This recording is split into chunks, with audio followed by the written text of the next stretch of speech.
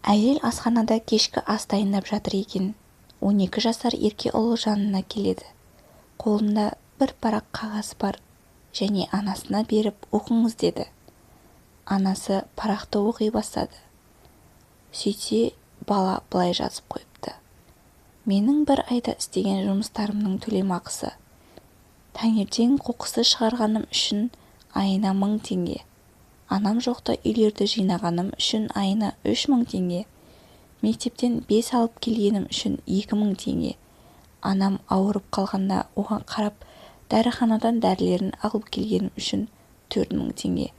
Сонымен айлығымның бәрі 10.000 теңге деп бала жазып қойыпты.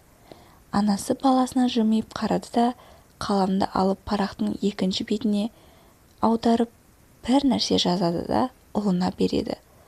Ұлы оны оқи бастайды. Сені 9 ай көтергенім үшін 0 теңге. Тәй-тәй басқаныңша ақ сүт бергенім үшін 0 теңге. Ауырып қалғаныңда түн ұйқымды 4 бөлгенің үшін 0 теңге. Балабақшаға таңертең жеткізіп салған күндерім үшін 0 теңге. Таңертең сабаққа қарныңды тойдырып жіберуім үшін 0 теңге. Сонымен бәрін қосқанда 0 теңге деп анасы жазады екен. Баланың көзіне жас келіп параққа барлық төлем төленді.